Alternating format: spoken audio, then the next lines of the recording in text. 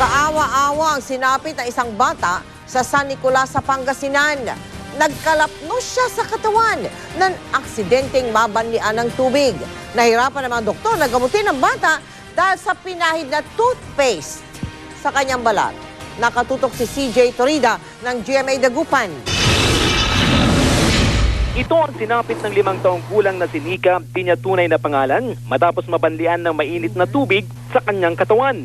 Kwento ng ina ni Nika, nagpainit daw ng tubig pampaligo ang lola ni Nika nang di sinasadyang matabig ang tabo na may mainit na tubig at matamaan ng bata.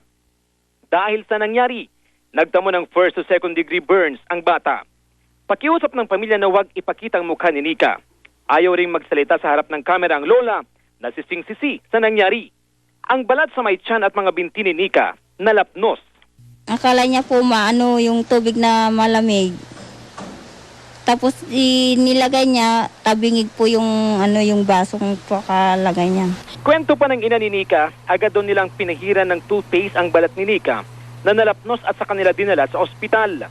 Umiyak po. Tapos po, sabi niya, Mama, ako na.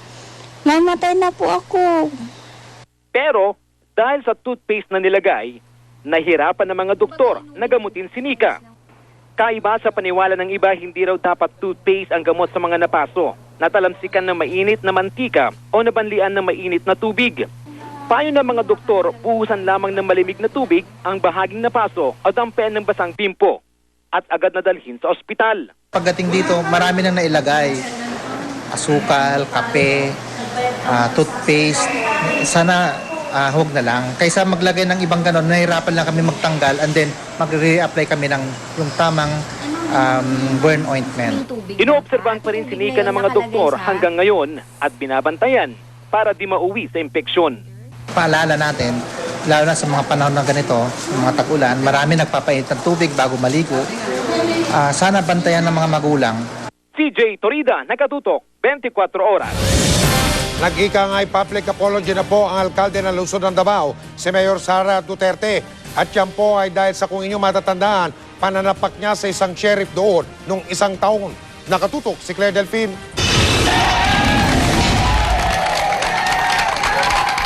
Mag-iisang taon na ang insidenteng ito. Si Davao City Mayor Sara Duterte, sinapak si Court Sheriff Abe Andres.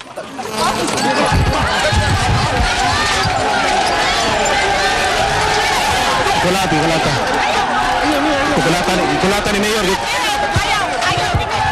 Nag-init daw ang ulo ng alkalde dahil sa gulong sumiklab sa nakatakdang demolisyon noon.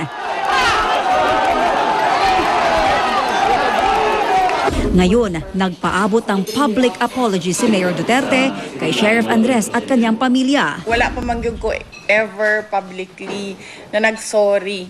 So I would just like ganing mapaabot kay Sheriff Andres and sa iyahang, most importantly sa iyahang pamilya. At I know na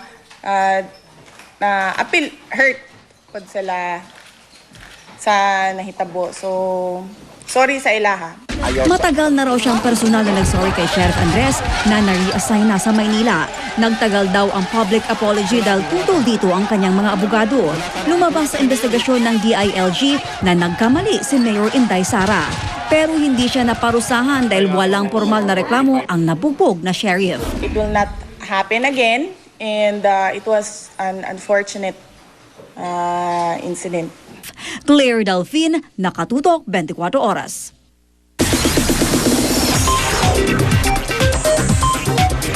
Chika Minute! Kabado raw si Jedeline Mercado sa pagbibidahan niyang Kapuso Soap na hindi ka na mag-iisa. At dahil lagi niyang kasama ngayon ang leading man niyang si Sid Lucero, totoo bang nagseselos na si Luis Manzano? Alamin sa Chika ni Kata Tibayan. Pagkatapos magkaroon ng cameo role sa primetime soap na Makapiling Kang Muli, bibida naman si Jedeline Mercado sa afternoon prime offering ng GMA na hindi ka na mag-iisa. Makakasama ni Jedeline sina Card Guevara, ang magkapatid na Frank at Sab Magalona, Angelo De Leon, Crystal Reyes at ang leading man niyang si Sid Lucero. Aminado si Jedeline, pressured siya sa mabibigat na eksena. Lalapat panay sa crying scene siya maunguna. Yes, kailangan araw-araw may baon akong luha sa set. So, medyo talaga heavy. Iniisip ko na lang yung mga situation na ayokong mangyari sa anak ko. Ganun na lang, parang inaano ko na lang, ini-imagine ko na lang. Ganyan.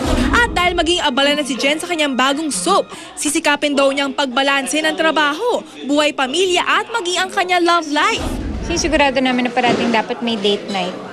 Yung date night, yung kakain kami sa labas, manonood ng sine, at least once a week. Meron silang parang bonding, swimming time. Pero totoo bang pinagsesaloso ng kanyang nobyong si Luis ang closeness nila ng leading man niyang si Sid? Kilala niya naman si Sid eh. I think magkaibigan naman po sila. Marupok talaga yan. Kilala ko yan dahil nakasama ko na siya sa Rosario. At matagal na kaming magkaibigan yan, so wala kaming gagawin.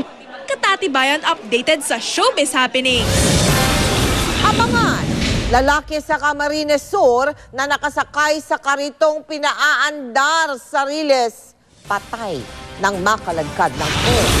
Mahigit 40 bagong uri ng langgam na diskubre sa Camarines Sur.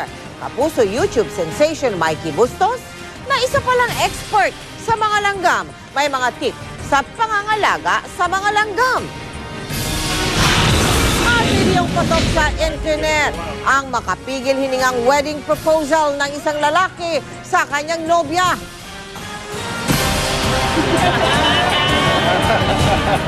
Huwag po yang gagayahin mga kapuso. Walang patid na pagtutok dito lang sa 24 oras.